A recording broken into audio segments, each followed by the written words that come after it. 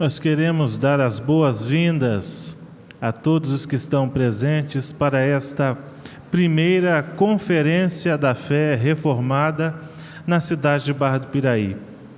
Para nós é um privilégio poder iniciar esse evento na nossa região, porque o intuito é promover a boa teologia, promover o conhecimento das Escrituras na linha calvinista da fé reformada, confessional, presbiteriana. E é um privilégio poder iniciar esse trabalho nessa região. Então, eu quero cumprimentar a todos, saudar a todos com a graça e a paz do nosso Senhor Jesus Cristo. Então, nós vamos convidar nosso irmão Reverendo Ageu, vem aqui à frente. Também faremos uma oração para que Deus nos ilumine enquanto lermos e meditarmos na palavra do Senhor. Ó Deus, suplicamos a necessária, a primordial iluminação do Teu Santo Espírito, para que possamos assim compreender qual seja a Tua boa, agradável e perfeita vontade revelada na Sua palavra. Oramos pelo Teu servo, para que ele fale somente de Ti. Nós oramos assim, em nome de Jesus. Amém.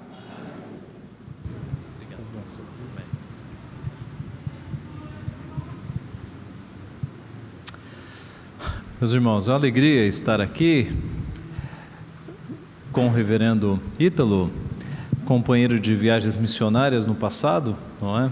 E fico feliz que ele está aqui pastoreando esta igreja, feliz de conhecer esta igreja, conhecer a região. Nós nunca tínhamos vindo para cá, nós chegamos ali hoje por volta das 2h, viemos de São Paulo com toda a família. Minha esposa está comigo e meus 3 filhos estão por aí. Vivian está ali com o menorzinho e os outros 2 estão sentados.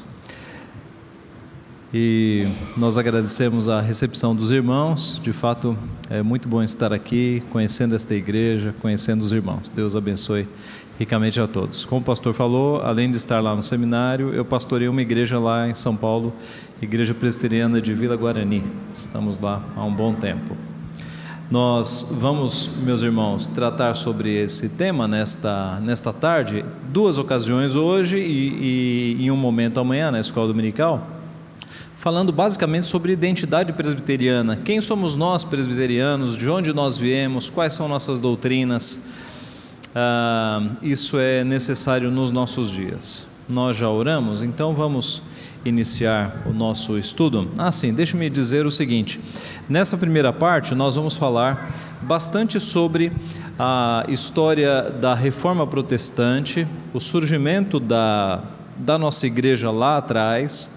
Vamos falar sobre Martinho Lutero, pré-reformadores, os erros da Idade Média da Igreja Católica Apostólica Romana, que fizeram com que o movimento reformado surgisse. Num segundo momento, à noite, nós vamos falar sobre João Calvino. Então nós vamos vamos partir do mais amplo para o mais restrito. Nós vamos falar de Reforma Protestante, depois vamos afunilar um pouco em João Calvino, quem foi esse homem. E amanhã nós vamos focar na igreja presbiteriana e falar assim dos diferenciais da igreja presbiteriana. Em outras palavras, o que nos diferencia das outras igrejas evangélicas, sem nenhuma discriminação, mas apenas para que você saiba quais são as doutrinas e as crenças mais marcantes dentro da igreja presbiteriana do Brasil. Então vamos iniciar. Nós temos ali alguns slides. Enquanto o equipamento liga, vamos orar mais uma vez.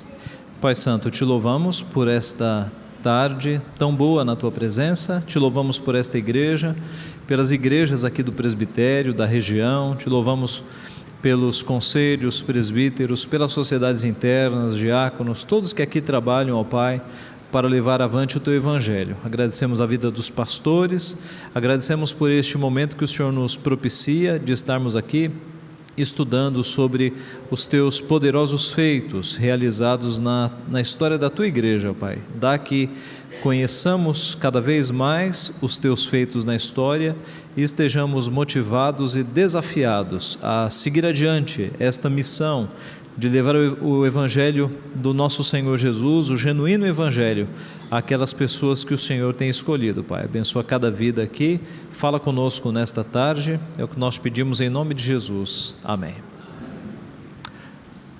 Muito bem, meus irmãos, então, o nosso tema é o que é um cristão reformado. E nós vamos começar então vendo algumas figuras. Eu não sei se você reconhece alguns desses rostos aí, mas são rostos bem conhecidos no meio evangélico, não é? Valnice Milhomens, aqui um grupo de coreografia, R.A. Soares, Bispa Sônia, Malafaia, quem é esse aqui? É o do chapéu lá, né? Me foge o nome. Valdemiro. Bispo Macedo.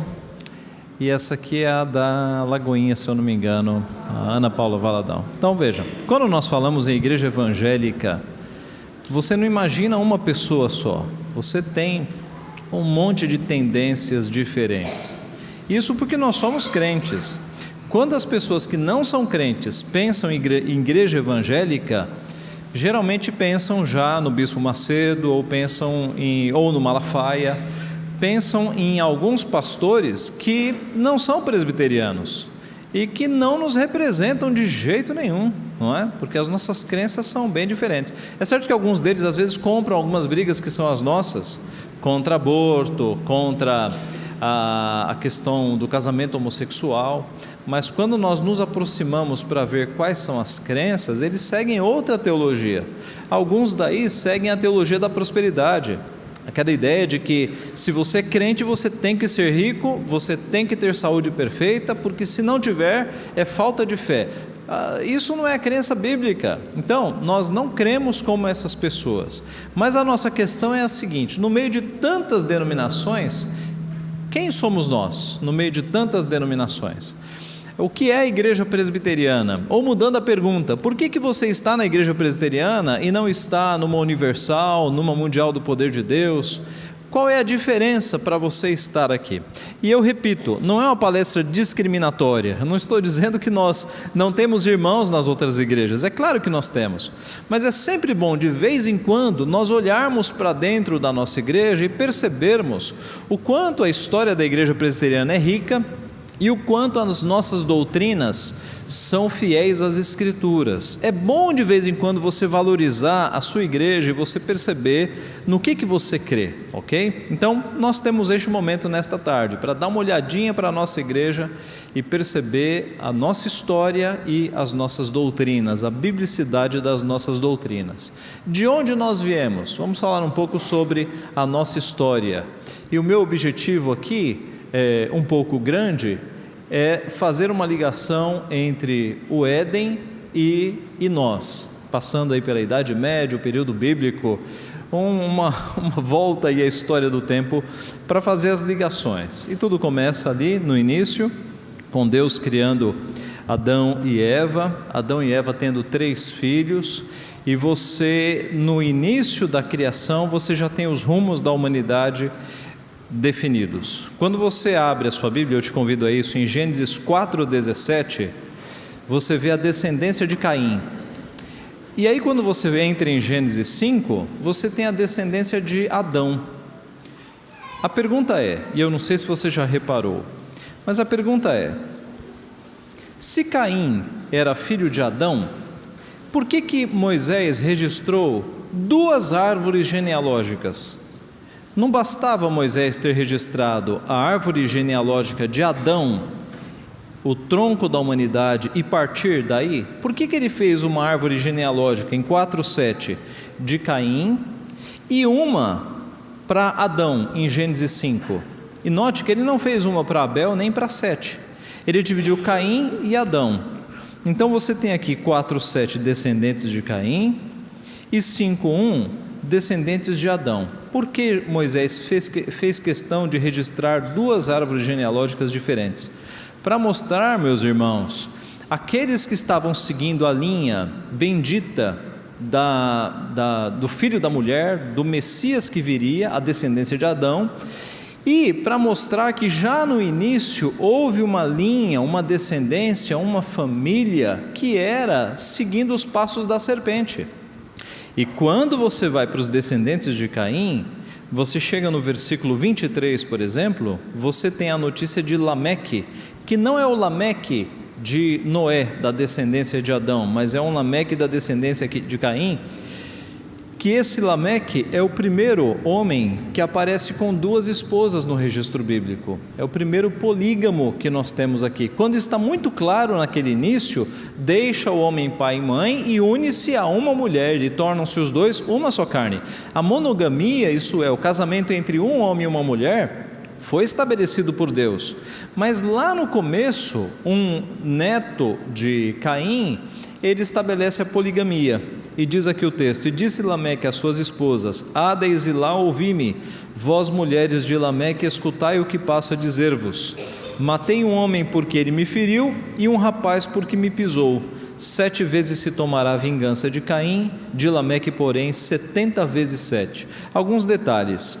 Observe na sua Bíblia que esse versículo 23 e 24, eles estão um pouco recuados, tem uma margem aí neles. Por quê? Porque isso é um cântico, isso aqui é uma música. A ideia é que Lameque, que tinha 2 esposas, ele compôs uma música para se gabar. E na música ele conta que ele matou um homem porque feriu e um rapaz porque me pisou. Um assassinato aqui por motivo fútil, né? Pisou e ele matou, e matou um homem também porque feriu, e ele está contando vantagem, e ele fez uma música, e no final da música ele diz: 7 vezes se tomará a vingança de Caim, de Lameque, porém, 70 vezes 7. Em outras palavras, se Caim foi valente, eu sou muito mais valente do que Caim. Então esse aqui é um descendente da genealogia, da geração de Caim. E você tem a descendência de Adão, e na descendência de Adão, você tem, por exemplo, Enoque no verso 24, que Deus o tomou para si. Você tem Lameque, pai de Noé, e Noé é aquele que viveu num período terrível, em que Deus olhou do céu e só havia a família de Noé que pudesse ser salva. Então observe que já no início da história, você tem as duas linhas, uma linha do bem e uma linha do mal. Ou, se você preferir, na linguagem de alguns pastores, a descendência da mulher, a descendência do Messias e a descendência da serpente, a descendência daqueles que não andam nos caminhos do Senhor. É certo que, com a morte de Abel, Deus providenciou um outro filho, Sete, e a descendência bendita foi por Sete. Até que se chega um momento na história, em Gênesis 6, em que essas duas descendências, elas se misturam. Em Gênesis 6, quando nós lemos aqui, verso 2: vendo os filhos de Deus que as filhas dos homens eram formosas, tomaram para si mulheres. E aí diz o texto que a maldade, verso 5, a maldade do homem se multiplicou na terra, Deus se arrependeu de ter feito o homem. Esse é um texto difícil, mas a interpretação dos pastores mais conservadores e que estudam mais a palavra é que os filhos de Deus são justamente a genealogia de Adão, e as filhas dos homens são a genealogia de Caim. Enquanto essas linhas elas seguiam mais ou menos separadas, havia um equilíbrio de forças no mundo. Complicou quando começaram a acontecer os casamentos mistos e as linhas se misturaram. E aí a genealogia que era boa, ela foi corrompida. E a terra entra num período agora em que Deus olha lá de cima e só se salva uma família. A terra, ela chegou num estado de violência e imoralidade que Deus se arrependeu de ter criado o homem. Aqui nós temos uma lição. A nossa tendência é olhar para os nossos dias e achar que nós vivemos os piores dias de todos os tempos, que Cristo está às portas, mas isso é um equívoco. Já houve épocas na história da Bíblia que as coisas foram muito piores do que nos nossos dias. Pense em Sodoma e Gomorra, pense no período de Noé, em que Deus olha do céu e só se salva uma família. Se Deus olhar agora do céu, irmãos, milhares de famílias seguem o Senhor. Então, esse período foi de fato muito terrível. Veio o dilúvio, a condenação de Deus, a promessa no final do dilúvio que o mundo não acabaria mais por água, e da descendência dos filhos de Noé, Sem, Cã e Jafé, você tem uma descendência dos filhos de Jafé, que vai dar início aos patriarcas. Os patriarcas, tradicionalmente nós chamamos de Abraão, Isaque e Jacó. Abraão, Isaque e Jacó. Abraão é tomado de um povo de uma família que não seguia o Senhor. Deus faz promessas a ele, os irmãos se lembram da história, e Jacó é seu filho, vem a casar-se já na maturidade, e você tem Abraão, Isaque e Jacó. Jacó é aquela história em que vai dar início às 12 tribos de Israel, quando Jacó tem 10 filhos, 11 filhos, Benjamim não nascera ainda, e desses 11 irmãos, 10 odeiam um deles. É a história de José do Egito. Quando José do Egito é o único filho de Raquel, e Jacó, meio imprudentemente, ele mostra que ele tem um favoritismo para com José, e acontece toda aquela história, né? Os irmãos querem matar José, um irmão mais velho diz, não matem, vamos jogar ali no buraco. Jogam no buraco, depois eles ainda querem matar José, um outro irmão diz, não vamos matá-lo, vamos vendê-lo como escravo, e ele é vendido como escravo. Passam-se ali 22 anos, ele é vendido com 17 anos, com 39 anos é que ele reconhece os seus irmãos, e agora você tem a história bíblica indo para o Egito, e ali no Egito está meio apagado, está em amarelo, você tem ali no Egito agora o povo de Deus habitando ali por conta de José do Egito. Fato que aquele faraó que era amigo de José, ele já não é mais vivo, vem um outro faraó, e esse outro faraó percebe que o povo de Deus está crescendo mais do que o povo do Egito, e a consequência política era óbvia, esse povo que é escravo vai crescer mais do que nós, e eles vão ganhar o poder, e ele dá ordem àquelas parteiras, de que se nascesse meninas era para deixar nascer, se nascesse meninos era para matar. As parteiras desobedecem porque elas são fiéis ao Senhor, e antes importa obedecer a Deus do que a homens, e eis que o faraó se ira e dá uma ordem para matar as crianças. E uma das crianças, que é escondida pelos seus pais e colocado num cestinho de vime ali no rio Nilo, se chama Moisés. Moisés vai parar lá com uma filha de faraó.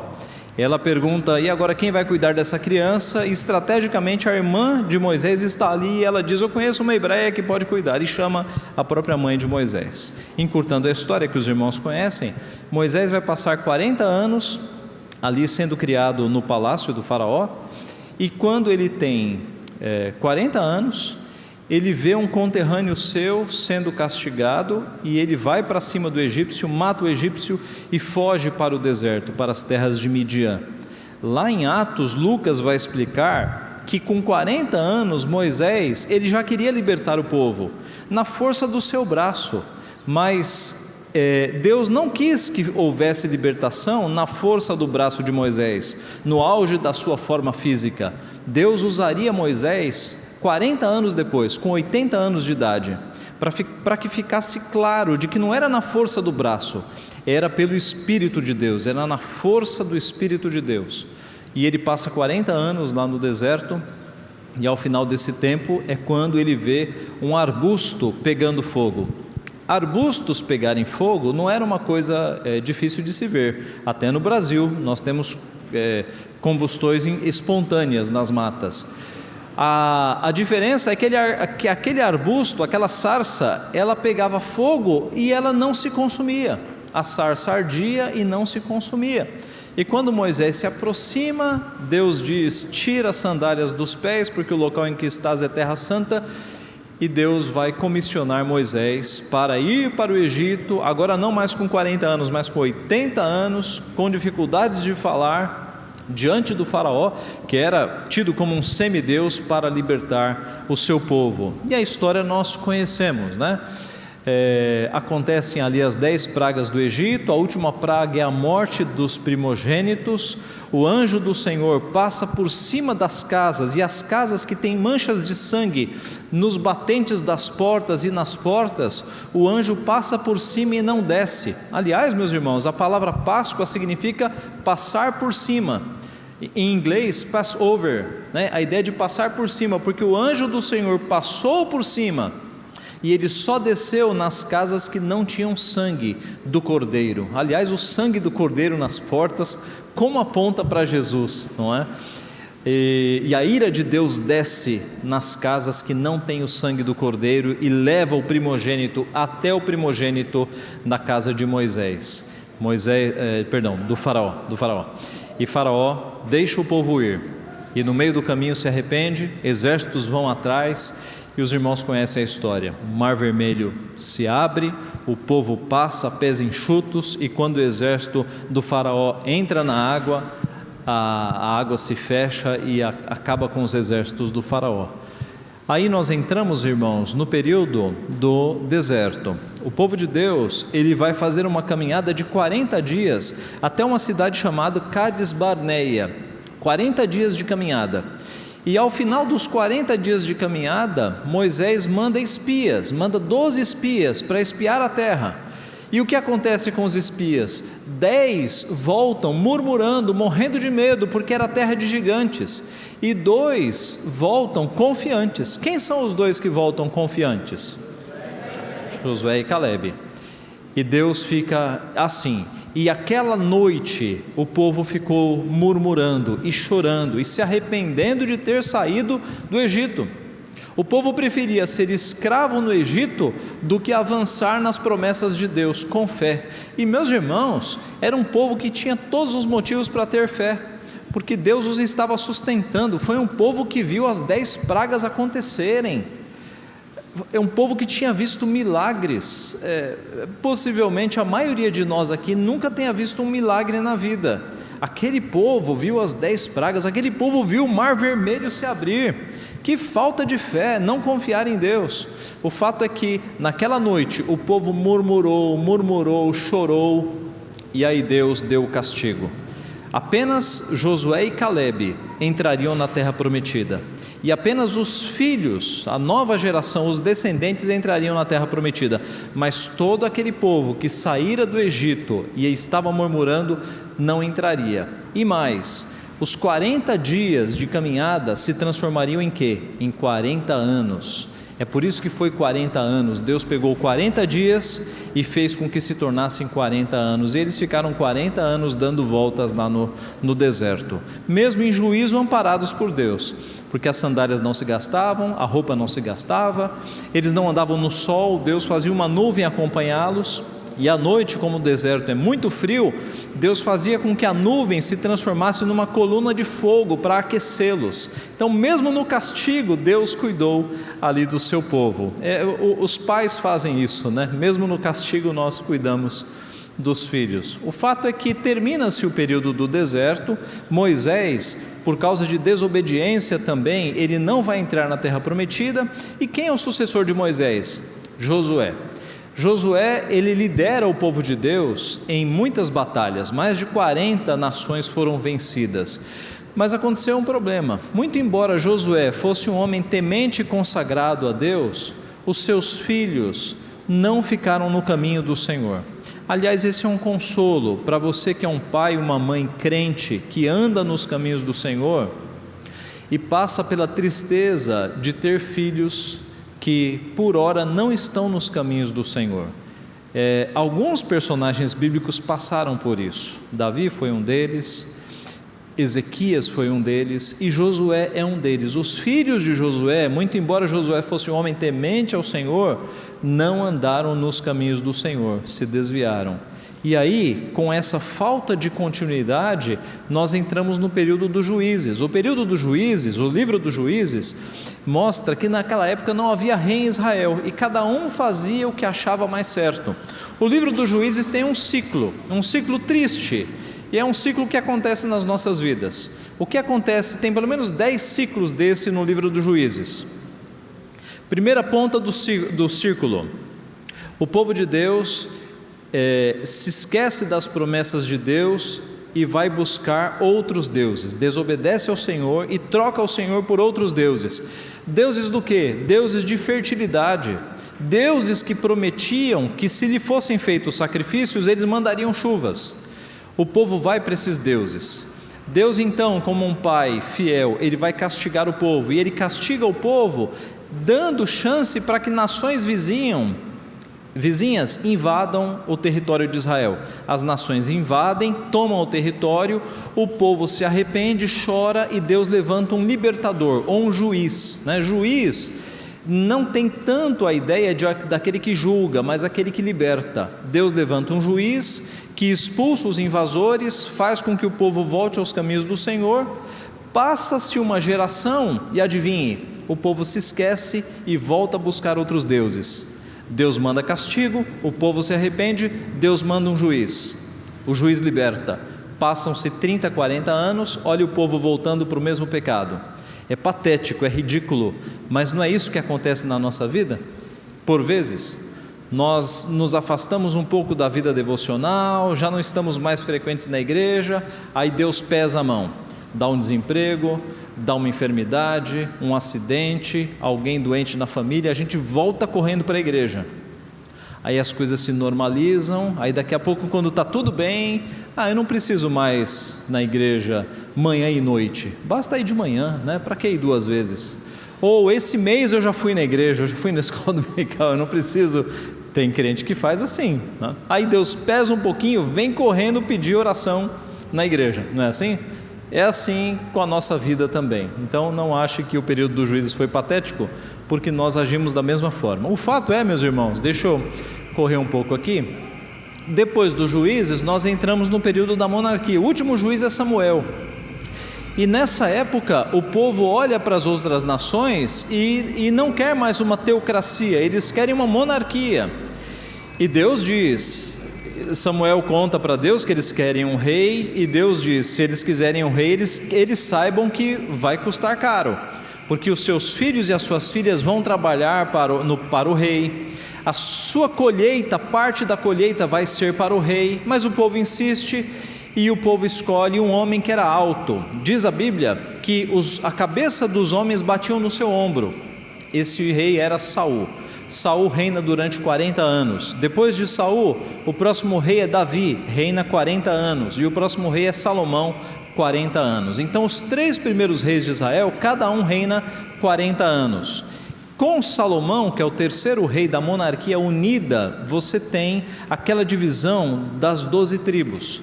Aquela história de Roboão e Jeroboão, em que Roboão, filho de Salomão, ele insiste para que ele conversa com seus amigos pedindo conselhos, aumenta os impostos e há uma divisão no reino. E a divisão, meus irmãos, é a divisão que faz com que agora tenha reino do norte e reino do sul.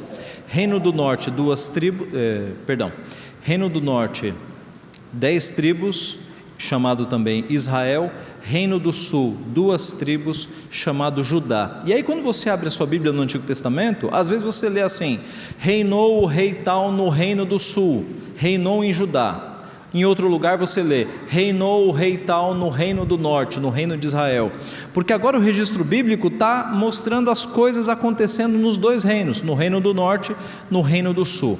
O fato é, meus irmãos, que os 2 reinos pecaram contra o Senhor, buscaram outros deuses e foram levados ao exílio. A Babilônia invadiu, levou. Lembre-se da história de Daniel e dos seus amigos que são capturados, e Deus vai castigar o seu povo, não sem aviso. Tantos profetas denunciaram a desobediência do povo, mas eles não ouviram, e agora Deus vai castigá-los na Babilônia. 70 anos de cativeiro, e Deus faz com que Ciro, um rei de outra nação, liberte o povo de Deus. E aí você tem o final do Antigo Testamento, que é o período de reconstrução, quando parte do povo volta e eles começam a reconstruir os muros de Jerusalém. Neemias reconstrução do templo, Zacarias e Ageu, e alguns profetas que voltam para o período da reconstrução. E aí nós temos entre o Antigo Testamento e o Novo Testamento um chamado período de silêncio, que é um período de 400 anos entre o Antigo Testamento e o Novo Testamento. Esse silêncio tem que ser bem explicado. Não significa que Deus parou de falar, porque Deus não para de falar. Aliás, a palavra de Deus diz que a criação de Deus fala, os céus proclamam a glória de Deus, então Deus não para de falar nunca. E eles tinham também a palavra, e a palavra continuava falando, mas são 400 anos em que não houve nenhum profeta. É nesse sentido de silêncio. Deus não levantou o profeta para anunciar ao povo. E aí você entra no período de Jesus. Jesus exerce o seu ministério, morre ali por volta do ano 33. Você tem o período dos apóstolos, narrado na Bíblia, até o ano 90 mais ou menos, é escrito Apocalipse, então primeiro século. Mas e depois? E depois que os apóstolos morrem, depois que João, que escreveu o Apocalipse, morre, o que acontece? Você tem a segunda geração, a geração daqueles que andaram nos mesmos passos dos apóstolos e seguiram na igreja.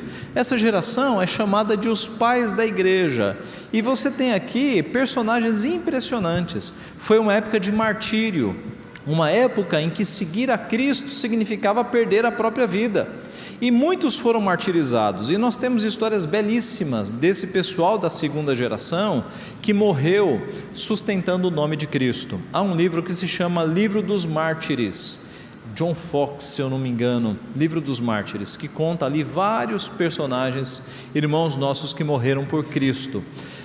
Aí aqui nós temos algo interessante. O período dos pais da igreja é um período em que sobe imperador que não gosta dos cristãos e os martiriza, os mata. Havia imperadores nesse período, nesses 3 primeiros séculos, que não ligavam para os cristãos. O fato é que subiu um imperador chamado Constantino, e Constantino, ele se declarou cristão. Os historiadores têm dúvidas se ele era cristão de fato ou se ele era um político hábil, porque ele percebeu que, como dissera Clemente, o sangue de cristãos é semente do evangelho. Quanto mais matava os cristãos, mais a igreja crescia. Ninguém segurava o crescimento dos cristãos, matando e eles crescendo. E aí alguns acham que Constantino foi um político hábil. Talvez quem tenha criado a frase: se você não pode vencê-los, junte-se a eles. Ele se declara cristão, e agora é quase que automático, com o imperador se declarando cristão, o império se declarando cristão também. Imagine o seguinte: o Constantino se declara cristão, aí um comandante, um coronel que está numa campanha em Roma, lá na África, por exemplo, ele fica sabendo que o seu imperador se tornou cristão. O que ele vai dizer? Eu também sou cristão, é óbvio. Se o meu imperador é cristão, agora eu sou cristão. É por isso que nesse período, meus irmãos, foi o período dos credos. Por que surgiram os credos? Porque aqueles cristãos que eram firmes de fato, eles tiveram que ensinar para aqueles cristãos que apenas aderiram ao evangelho, porque o imperador era cristão, o que era ser cristão. Ok, comandante, você está dizendo que você é cristão, porque o seu imperador é cristão. No que você crê? Eu não sei. Então toma aqui um credo. É nisso que os cristãos creem. Creio em Deus Pai Todo-Poderoso, Criador dos céus e da terra. Então, por isso que nesse período os credos foram tão importantes, para ensinar para aquela multidão que entrou na igreja, por adesão, sem conversão, o que era seguir a Jesus Cristo. É o período aqui de Constantino. Em 313, então, Constantino ele consegue aprovar um documento proibindo qualquer perseguição religiosa no império. É o Edito de Milão. No final desse século é aprovado um outro edito, considerando então a religião cristã a religião do império. E aqui acontece um fato curioso. Imagine que a nossa presidente Dilma hoje à noite fosse à televisão e dissesse que a partir de amanhã, quem for da religião da Umbanda não precisará pagar mais impostos. O que vai acontecer com a população brasileira no dia seguinte? Todo mundo não, né? Os que estão aqui não. mas muita gente vai se declarar umbandista apenas para não pagar impostos. Foi mais ou menos o que aconteceu naquele período. Quando o cristianismo tornou-se a religião do Estado, do Império, muita gente, por benefícios, que agora os empregos públicos seriam para cristãos, haveria benefícios para cristãos, muita gente se declarou cristão. Mas não apenas isso, o culto até então era um culto simples, porque era um culto embaixo de perseguição. Ora, quando você está sendo perseguido, você não consegue levar instrumento, banco, você se reúne onde der certo, escondido. Na época de perseguição, o culto era simples. Quando o cristianismo tornou-se a religião do império e essas pessoas vieram por interesses para dentro do cristianismo, eles trouxeram, adivinhe, os elementos das suas religiões: velas, incenso, multiplicidade de santos, as divindades femininas. Por que Maria, a Maria do romanismo, ela é tão diferente da Maria da Bíblia? Você já percebeu? A Maria da Bíblia é serva do Senhor, é discípula de Jesus Cristo. Ela reconhece a sua pecaminosidade, é serva humilde. A Maria do romanismo aceita a adoração, virou Nossa Senhora, virou padroeira do Brasil. Isso é o quê? Isso é um resquício de paganismo, porque no paganismo, na maioria das religiões pagãs, as adoradas eram as mulheres, por causa da fertilidade. Cibele, Afrodite, Ártemis, porque a questão da fertilidade, o povo precisava de fertilidade, o povo precisava de chuvas caindo do céu.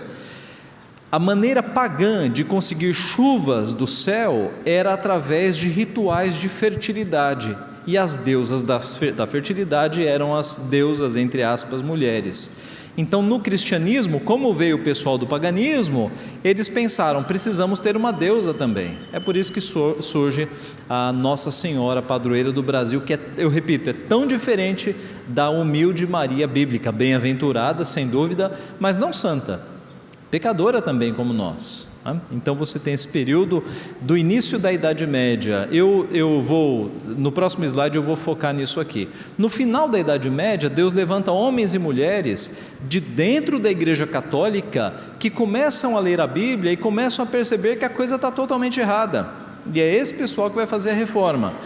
A reforma, ela começa na Alemanha e ela vai se irradiando para países da Europa e chega na Inglaterra. E é da Inglaterra que saem os navios que vão para os Estados Unidos, para o mundo novo. Os Estados Unidos é formado por gente da Inglaterra. Daquelas colônias que foram formadas ali no início, a maior parte delas era de presbiterianos, e todas elas eram de protestantes. E dos Estados Unidos é que surge um jovem que ele vai estudar num seminário e ele ouve a pregação de um professor de teologia falando sobre a necessidade de nós avançarmos com o evangelho no mundo. E ele tem o seu coração tocado, ele vai até uma junta de missões e se candidata como missionário. A princípio ele pensava na Ásia, na África, mas eis que vem um convite dessa junta de missões dizendo: há um país na América do Sul em que não há ainda protestantismo. Você topa ir para lá? E esse país é o Brasil. De forma que em 12 de agosto de 1859, chega no Brasil um jovem chamado Ashbel Green Simonton, com 26 anos de idade, bem novo, e aí é o que nós chamamos o marco do presbiterianismo aqui no nosso país. E assim estamos nós, né? Então, essa é uma ligação aí na Bíblia e na história para falar da nossa igreja. Vamos focar na Idade Média, os erros da igreja na Idade Média. Vamos começar com este erro aqui. Nós vamos falar de 4 erros principais na Idade Média. O que é a Idade Média? Meus irmãos, é um período mais ou menos de 1000 anos, é um período móvel, de 500 a 1500, de 600 a 1600. Imagine 1000 anos na história que estão mais ou menos móveis, né? Idade Média são esses 1000 anos, um período de crescimento da Igreja Católica Apostólica Romana até o seu decréscimo, né? Até a sua divisão ali na Reforma Protestante. Quais foram os erros então? Eu começo com as indulgências. O que eram as indulgências? Era o comércio do perdão divino. A palavra indulgente significa perdoador. Então, indulgência tem a ver com perdão, mas não era o perdão gratuito, era o perdão comercializado, era o perdão pago. Aqui na gravura, o que nós temos? Nós temos uma autoridade romana sentado aqui num trono com roupas especiais, assinando a bico de pena a indulgência. Como é que era a indulgência? Era uma espécie de diploma. A autoridade romanista dizia assim: por meio deste documento, a Santa Fé Católica Apostólica Romana declara perdoado de tal pecado o indivíduo tal. E aí o indivíduo tal ia lá e dava as moedas para comprar o seu perdão. Então você tem a autoridade romana aqui fazendo a indulgência, aqui os seus ajudantes. Veja um monte de indulgências aqui, e aqui as moedas, e o povo simples em fila, esvaziando os seus bolsos para comprar o perdão divino. Meus irmãos, hoje há muito comércio da fé, não há? Você tem óleo de Israel sendo vendido, água do Rio Jordão sendo vendida. Na verdade, irmãos, é água da torneira, né? Que é colocada num frasquinho e é colocado lá, que é água do Rio Jordão. E você tem muito comércio acontecendo nas igrejas neopentecostais. Mas quem inventou isso não fomos nós, viu? Não foram os neopentecostais, não foram os evangélicos. Quem inventou isso foi a Igreja Católica Apostólica Romana. Eles fizeram comércio do perdão de Deus. Eles tabelaram o perdão de Deus. Ricos pagavam mais, pobres pagavam menos. E imagine, meus irmãos, naquelas cidadezinhas pequenas, sem energia elétrica, sem noticiário, né? Cidadezinhas pequenas que uma notícia ela repercute. Imagine a comitiva romanista chegando com seus cavaleiros, com as suas bandeiras da Igreja Católica, com as suas autoridades. Era um evento que parava a cidade. E aí a autoridade católica ia para o centro da cidade anunciar que naquela noite eles se reuniriam para vender indulgências. E se você tiver um tio que está no purgatório, se o seu pai ou a sua mãe estão no purgatório, essa é a noite que você tem a oportunidade de, com poucas moedas, tirar o seu tio, a sua mãe, o seu pai do purgatório. E eles faziam esses discursos, e o povo simples, de fato, irmãos, ficava impressionado e lotava a igreja, e esvaziava os bolsos com as suas moedas. As indulgências surgiram como uma solução para as penitências. No sistema católico apostólico romano, você colabora com a sua salvação. A salvação não é de graça. Deus te dá uma fé inicial, uma fé preveniente, e aí você vai colaborar com Deus. E você colabora como? Sofrendo. Então, quem veio do catolicismo sabe, se você confessa o seu pecado, você vai pagar o castigo de rezar 20, 30 Ave Marias, 10 Pai Nossos, como que se orar fosse castigo, não é? Veja a inversão da coisa. Mas um certo padre, que não se sabe o nome dele, certa vez, ali no século XI foi que começou, ele disse para a sua congregação o seguinte: olha, vocês são muito pecadores, quando vocês pedem perdão a Deus, Deus não perdoa, então vamos combinar o seguinte: vocês me pagam, que eu vou pedir perdão para Deus, e Deus vai ouvir as minhas orações. E nasceu daí a questão das indulgências. A coisa foi crescendo, a direção da igreja gostou, porque os cofres da igreja estavam enchendo de moedas, e assim que começaram as indulgências. Tetzel foi um vendedor muito hábil de indulgências. Alguém aqui viu o filme Lutero? Levante a mão só para ter uma ideia. Ok, quem não viu, assista. Pegue lá na locadora o filme Lutero, é a última versão que foi feita. Existem várias versões, né? Mas nessa versão é interessante o papel do Tetzel, esse grande vendedor de indulgências. A história registra que ele era um homem com uma eloquência, uma oratória muito brilhante. Ele era de vida imoral, ele não tinha vida com Deus, mas ele tinha muita eloquência.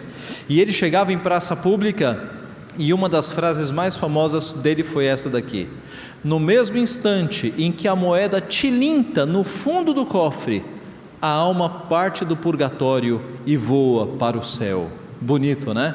totalmente falso, mas isso impressionava as pessoas. E as pessoas pensavam: puxa, meu pai está no purgatório, e a chance que eu tenho de tirá-lo do purgatório.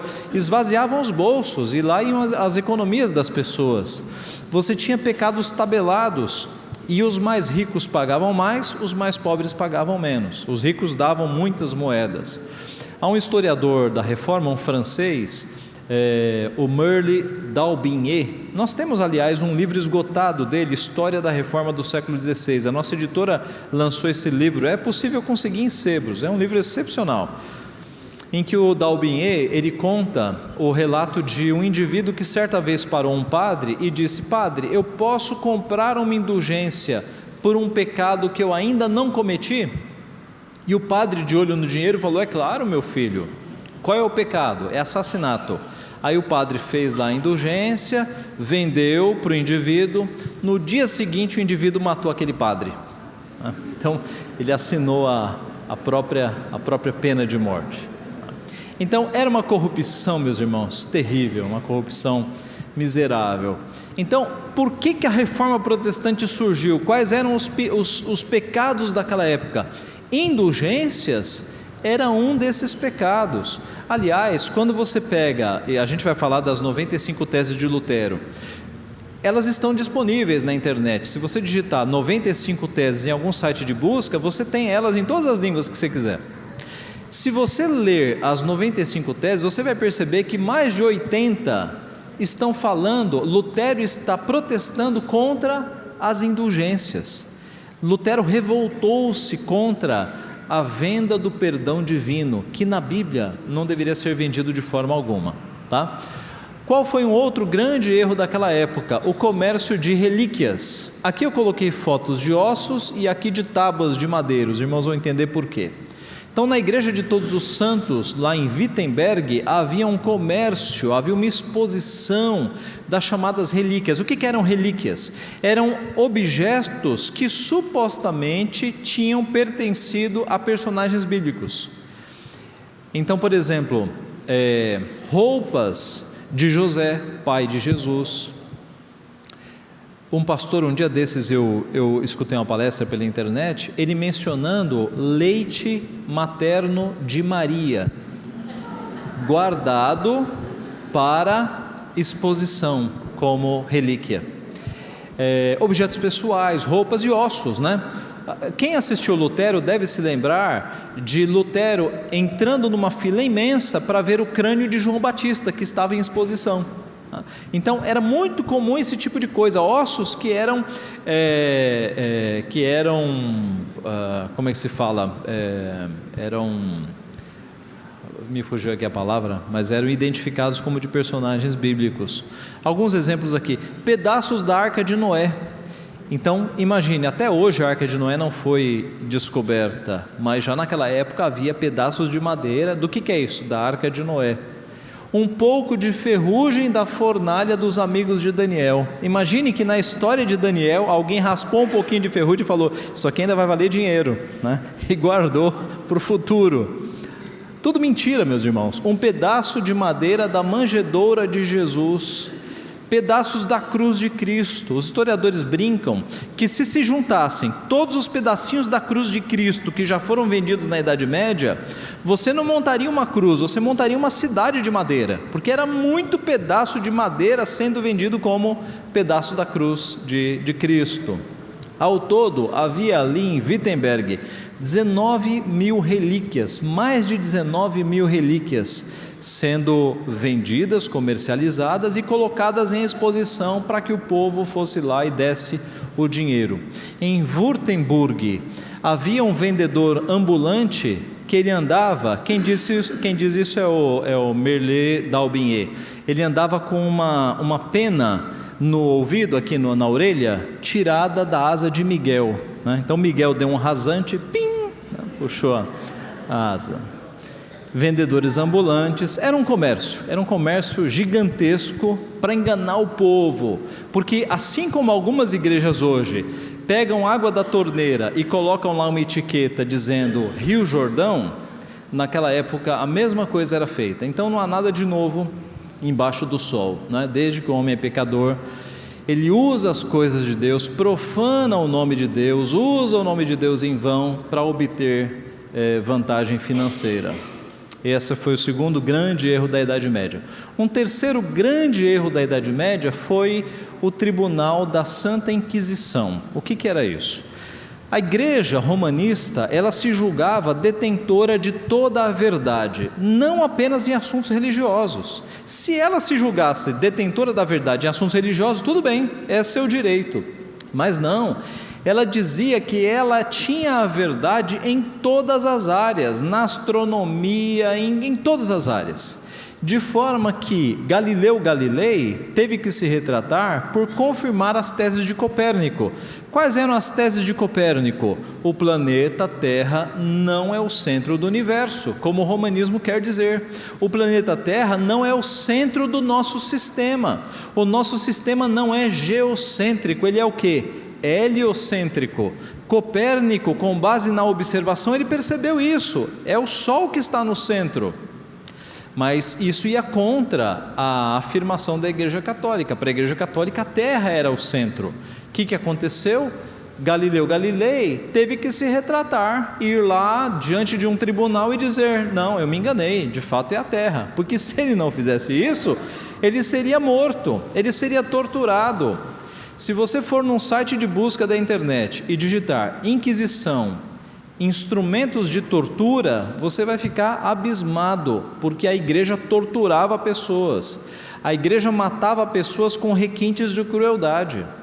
Essa foi a Idade Média que revoltou os reformadores. Giordano Bruno não se retratou e foi amarrado em praça pública e queimado com a língua perfurada. Giordano Bruno seguia as mesmas ideias, não se retratou e foi amarrado em praça pública e queimado. Quantas pessoas foram queimadas em praça pública, enforcadas, porque não concordavam com a Igreja Católica? E esse requinte de crueldade, de cortar a língua, é porque muitos dos que iam para a fogueira, crentes de fato, iam cantando, iam louvando ao Senhor. Então era meio desconfortável, né, para os carrascos queimar uma pessoa e a pessoa ficar louvando ao Senhor. Aí eles cortavam a língua, né? Então eles eram muito malvados, muito maldosos. Tribunal da Santa Inquisição é uma mancha na história da humanidade e foi seguido pelo romanismo. Um outro pecado daquela época foi o da corrupção. Então você tinha primeiro padres com vida imoral. Eu não sei se você se lembra, é uma cena rápida no filme Lutero chegando em Roma e vestido de padre, e uma prostituta convidando ele. E aí você fala: ué, a prostituta não está vendo que é um padre? Quem fez o filme foi muito perspicaz e sutil. Por quê? Porque a corrupção naquela época era tão grande que não fazia diferença um padre entrar num bordel. Diferença nenhuma. Isso era uma cena que o povo estava acostumado a ver. Padres com muitos filhos, abortos e mais abortos. Alguém viu aqui, ou leu o livro ou viu o filme O Nome da Rosa? É Sean Connery, que é um dos atores. O Nome da Rosa, que era um filme, né? Umberto Eco escreveu o livro e aí foi transformado em filme. É um exemplo clássico de como a igreja estava corrupta naquele período. O filme retrata assassinatos, abortos, uma série de coisas que aconteciam ali dentro do romanismo, tá? Então você tinha padres com vida imoral, padres sem conhecimento da Bíblia, sem conhecimento nenhum. Lutero, quando começou a estudar a Bíblia a fundo, ele foi caçoado pelos seus colegas, porque os padres não liam a Bíblia. Os padres gastavam o seu tempo lendo as encíclicas papais, os cânones da igreja, os documentos do magistério, documentos de homens. Eles não tinham conhecimento da Bíblia. Cargos públicos ocupados por padres, a questão da corrupção financeira, né? Por isso que eu enchi de moedas aqui. Lutero, escandalizado no convento da Lombardia pelo luxo e riqueza. O D'Aubigné conta isso também. Aqui a ideia é a seguinte: quando Lutero ele começou a entender a palavra de Deus e ele começou a perceber que a igreja estava totalmente errada por conta das indulgências, de tudo isso que a gente está falando, ele pensou assim: eu vou para Roma. Lutero estava na Alemanha. Ele pensou: eu vou para Roma, porque Roma é o local onde está o Santo Papa. Em Roma eu vou encontrar santidade. Em Roma o meu coração vai descansar. e ele partiu para Roma. No meio do caminho, ele dormiu num convento na Lombardia, e ele ficou escandalizado quando eles colocaram as mesas, e as mesas tinham finas pratarias, toalhas de renda, um luxo que escandalizou Lutero. E ele comentou com alguém: o Santo Papa não sabe desse luxo e riqueza aqui, sabe? E conta a história que o porteiro do convento aconselhou Lutero a sair rápido, porque ele corria risco de morte naquela ocasião, e ele teve que sair rápido porque iam matá-lo, né? Possivelmente iam tentar matá-lo. Quando Lutero chega em Roma, aí ele perde todas as suas expectativas, ele fica escandalizado, porque Roma, diz Lutero num livro, que era um esgoto a céu aberto. Então Roma tinha padres com vida imoral, tinha missas mecânicas. Lutero, quando realizava uma missa, ele gastava 40, 50 minutos. Ele viu missas sendo realizadas lá em Roma mecanicamente, 10 minutos, né? Apenas para sair um povo e entrar outro povo. Lutero viu também padres brincando na hora da missa. Então Lutero, quando pegava a hóstia, ele dizia em latim: o pão, o trigo, torne-se corpo de Cristo. Era um ritual que os padres faziam. E ele viu missas em que os padres faziam: o pão continue a ser pão, e davam risada, piadinhas em latim para o povo não entender. E ele começou a se escandalizar, porque ele era um padre de fato temente a Deus, ignorante em alguns aspectos, mas ele temia de fato a Deus, né? A gente vai falar da questão do temor dele. E ele se escandalizou com essa corrupção. Então era uma corrupção moral, uma corrupção ética, uma corrupção no que diz respeito a dinheiro. A igreja estava desta forma, tá? Então, apenas parando aqui, nós vimos os principais erros: as indulgências, comércio do perdão divino; as relíquias, comércio de supostos objetos pessoais, ossos, madeiras. Nós vimos a questão da Inquisição, o Tribunal da Santa Inquisição, né? E agora a questão da corrupção. Então veja só, depois de todos esses problemas, Deus já começou a levantar homens para denunciar o erro. Só que esses homens, eles foram calados, eles foram mortos. Eles se levantaram contra, mas eles foram mortos de fato.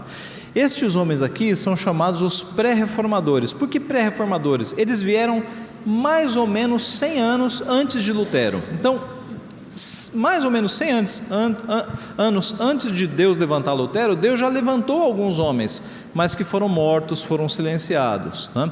Um deles é o John Wycliffe. John Wycliffe era um homem piedoso. Ele começou a entender a Bíblia e ele começou a pregar a Bíblia na língua do povo.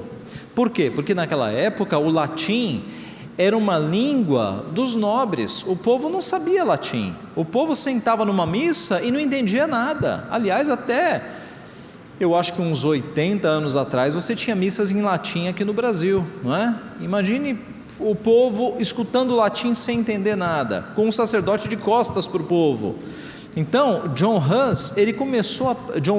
perdão, irmãos, eu estou confundindo. Quem pregava na língua do povo era John Hus, perdão. Vamos voltar para John Wycliffe. John Wycliffe era um inglês, ele era professor na Universidade de Oxford, ele era doutor, ele era uma mente brilhante. E ele começou a escrever livros contra o catolicismo, porque ele começou a perceber que o catolicismo estava totalmente equivocado. John Wycliffe morreu de morte natural, como diriam, não foi morte matada, né? Morte morrida mesmo, ninguém matou, mas aguarde um pouquinho. John Hus foi esse homem lá na Boêmia, que ele começou a pregar na língua do povo.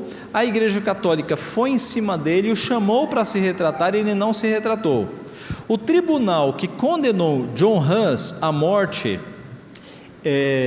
para morrer queimado, condenou também John Wycliffe, mas John Wycliffe já estava morto. O que eles fizeram?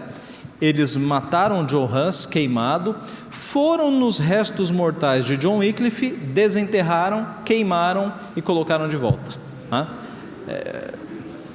Então esse pessoal era bonzinho, né? Era bem bonzinho. Queimavam até restos mortais. Alguém deve ter pensado, achou que morrendo ia escapar da Inquisição, né? Nem morrendo escapava. Tinha os restos mortais queimados. e o Girolamo Savonarola, que era um italiano de vida assim consagradíssima a Deus. Esse personagem é muito interessante. E ele se rebelou contra os erros da Igreja Católica e foi morto. Este foi enforcado, não foi queimado, foi morto e enforcado. Então Deus começou a levantar homens antes da reforma, mas aquele que prosperou foi Martin Luther. Aqui o nome dele original em alemão, né, que é aportuguesado da Martinho Lutero. Ele nasceu em 11 de outubro de 1483 em Eisleben, na Alemanha. Em 1501 ele começou a estudar direito.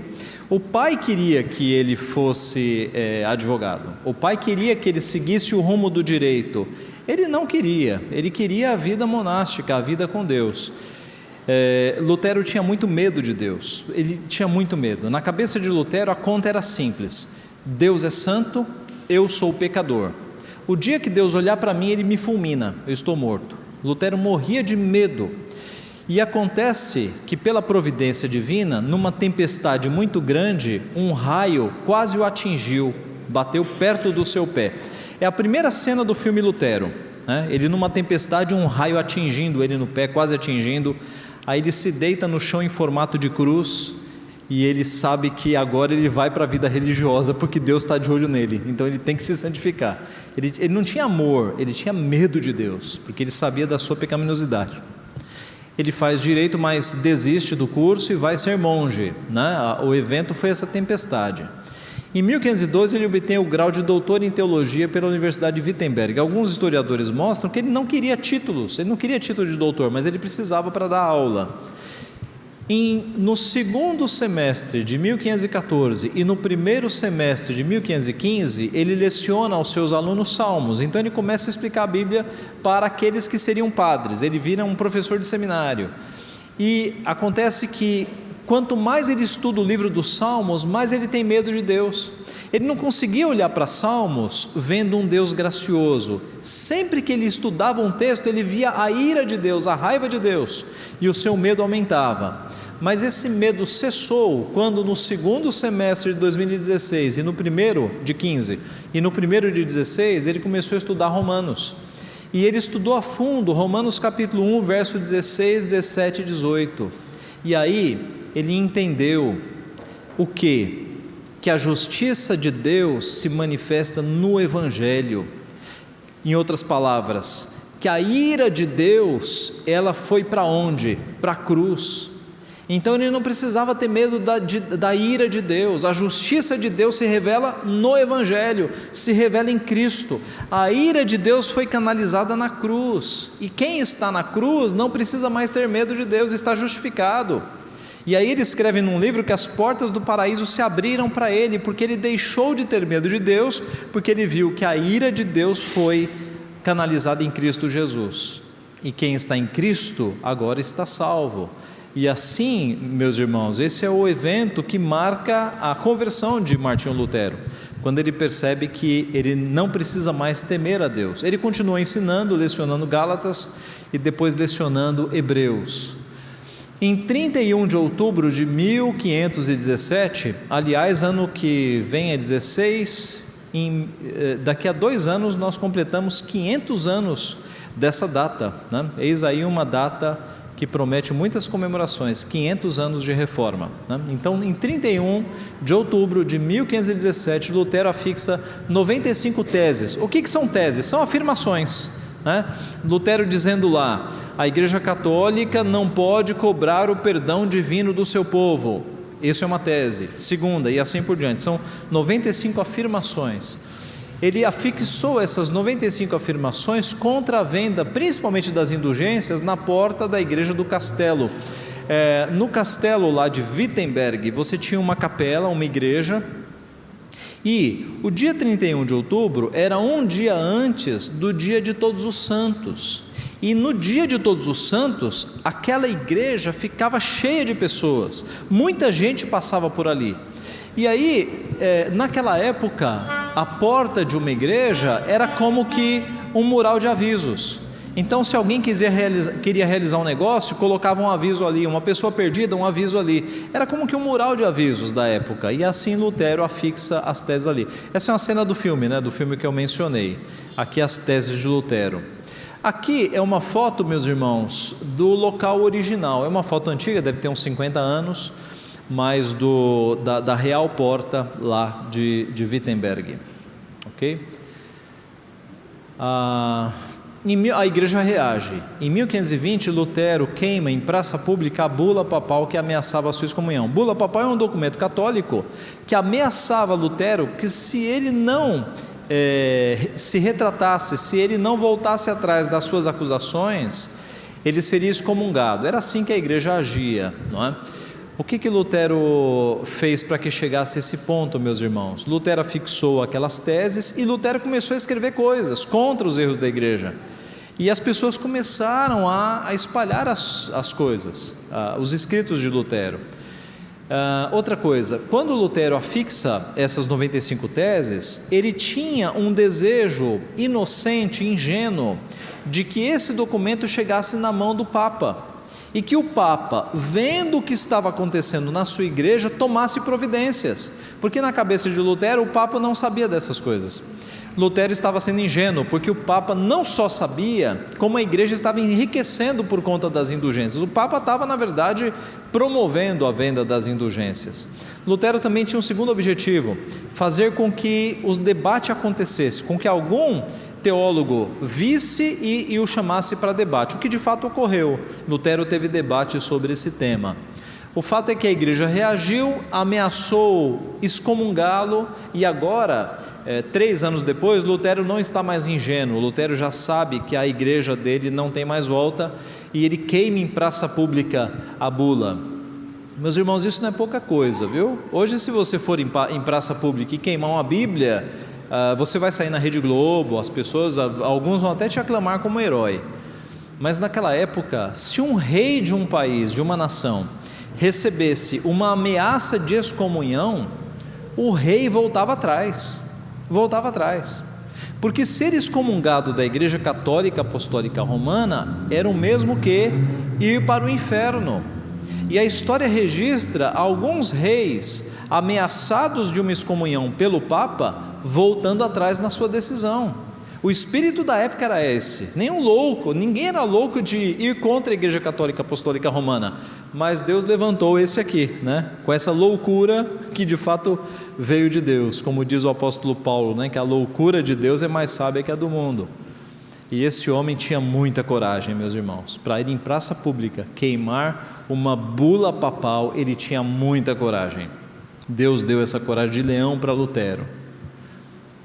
Em 1521 ele é chamado a se retratar na Dieta de Worms. Dieta era um tipo de reunião, Worms era o nome de uma cidade. Então era uma reunião que tinha um formato diferente, e ele é chamado a se retratar. E nessa reunião, os seus escritos, veja aqui a imagem, os seus escritos são colocados numa mesa, todos os seus folhetos, seus livros são colocados numa mesa. Aqui você tem representantes religiosos, aqui você tem o relator desse tribunal, e esse relator pergunta para Lutero: o senhor reconhece esses escritos? Ele diz: reconheço.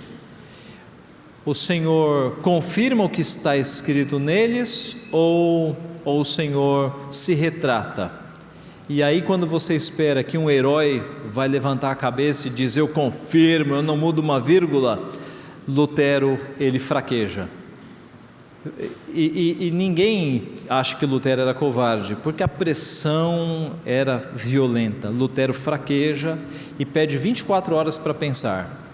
E aí Lutero vai para o seu quarto e passa a noite sem dormir, arrependido de ter fraquejado. E à noite, por vezes ele ora para Deus pedindo forças, e por vezes ele xinga o diabo, dizendo que era o diabo que estava fazendo ele fraquejar.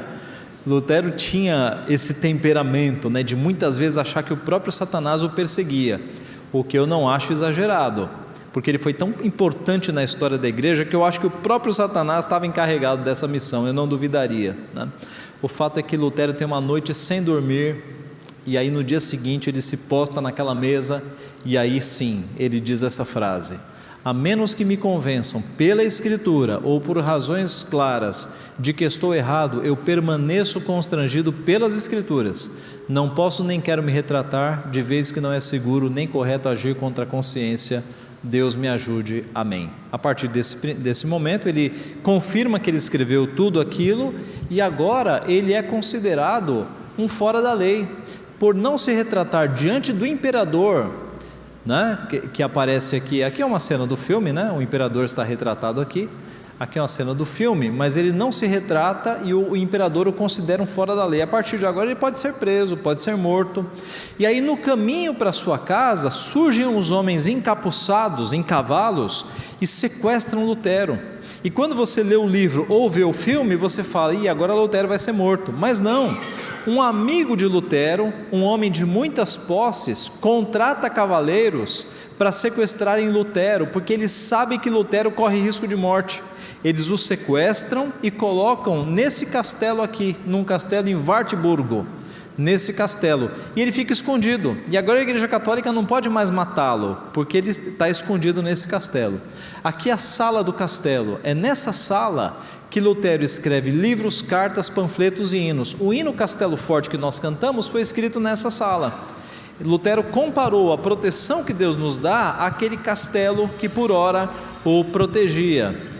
Lutero, em 11 semanas, traduziu o Novo Testamento do grego para o alemão. Tente fazer em casa, tente fazer. Meus irmãos, eu levanto aqui, eu sustento uma tese de que esses homens que Deus levantou, Deus deu dons e talentos especiais. Porque você traduzir em 11 semanas o Novo Testamento inteiro, do grego para o alemão, no bico de pena, não era computador, copiar e colar, né? Era bico de pena, pena ali, pena aqui, dicionário, é uma coisa impressionante. A gente vai falar de Calvino. Calvino escreveu mais de 50 mil páginas, se a gente se esforçar não consegue ler.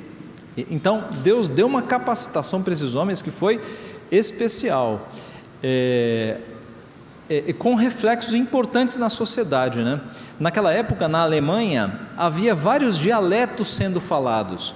Quando Lutero ele traduziu o Novo Testamento para a língua alemã, ele padronizou a língua, e aí serviu de padronização para todo o povo da Alemanha, tá? Estamos chegando no final, gente. O povo da Alemanha aderiu à reforma. Se 100 anos antes homens se levantaram, Wycliffe, Hus, Savonarola, e foram mortos e silenciados, agora na Alemanha o povo estava cansado da opressão romanista, porque naquela época e ainda hoje impostos eram pagos para a Igreja Católica. Naquela época o imposto, cada cidadão pagava um imposto para a Igreja Católica.